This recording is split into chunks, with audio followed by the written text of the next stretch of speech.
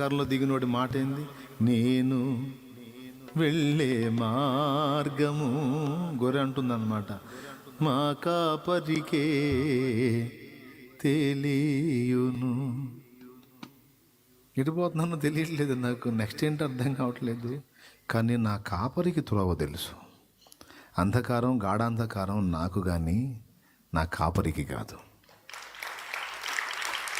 ఏమంటా? అగ్నిగుండం అనేది నాకు కానీ నా దేవునికి కాదు కదా.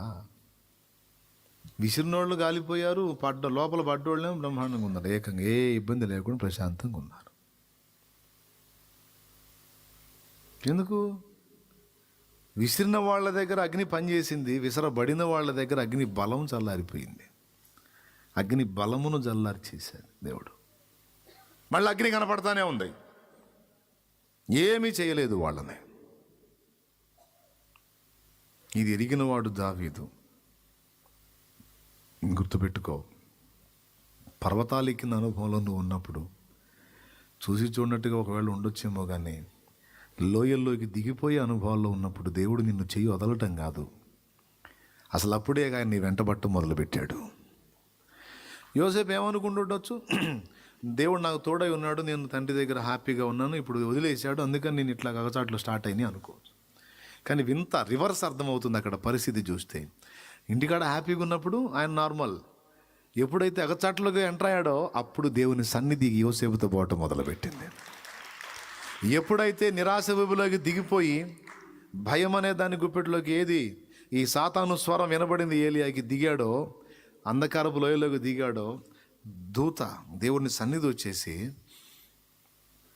దూతొచ్చి, ఏలియా ఏం భయపడొద్దు, ఏం కాదు, దేవుడు నీకు తోడై ఉన్నాడు, ఏం చెప్పలా, కమ్మని నిద్ర ఇచ్చాడు, మంచి ఫుడ్ ఇచ్చాడు, మళ్ళా నిద్ర ఇచ్చాడు.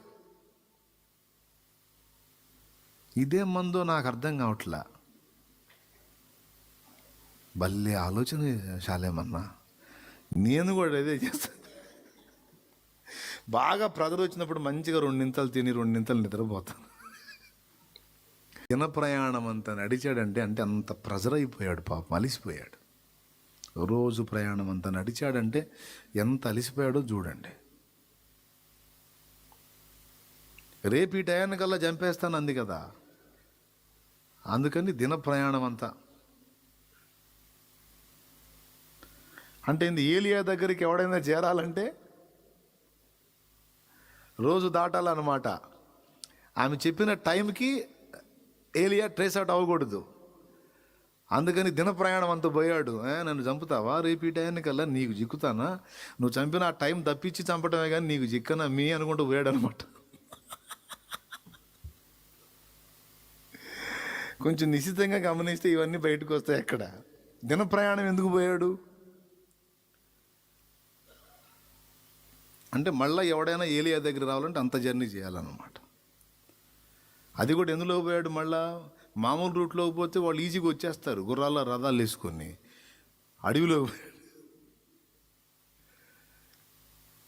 చూడు ఎంత రోషమో చూడు. ఒకవేళ నన్ను చంపినా, వెతికి చంపినా, ఆమె అన్న మాట ప్రకారం చంపకూడదు. ఆ టైం దాటిన తర్వాత అక్కడన్నా నేను గెలవాలి, పోరాటమే. వెళ్ళిపోయాడు. పోయామంటాడు, ఇంక ఇంతే చాలు నాయన, అయిపోయింది, ఇంకా నాకు ఎందుకు, ఇంక తీసేసుకో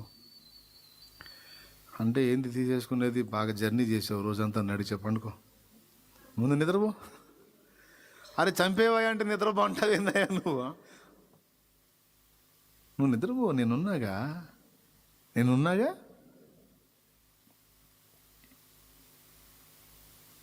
ఒక పక్క దయ్యపు స్వరం,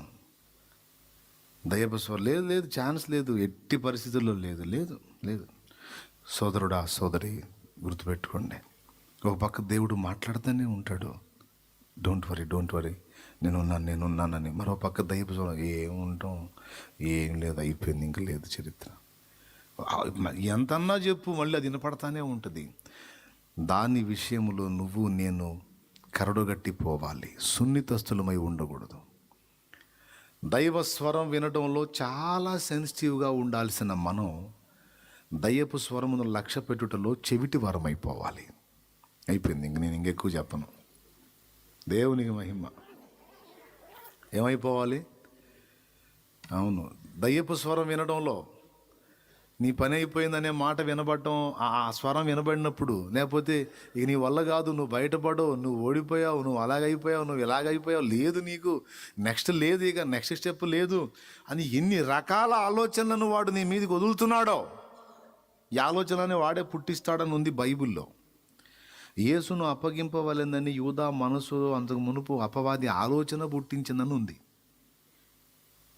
వింటున్నారా? రోగికి కూడా అట్లనే ప్రిపేర్ చేస్తాడండి వాడు. రోగం వచ్చిన వ్యక్తికి కూడా అంతే ప్రిపేర్ చేస్తాడు. నీకు వచ్చిన జబ్బు మామూలు జబ్బు కాదు, ఇక నువ్వు పోతావు, నువ్వు పోతావు, నువ్వు పోతావు, నువ్వు పోతావు, నువ్వు పోతావు. దేవుడు అంటాడు, లేదు నేను స్వస్థపరుస్తా, నువ్వు నా మాట నమ్ము, అది నమ్మవాగా అంటాడు.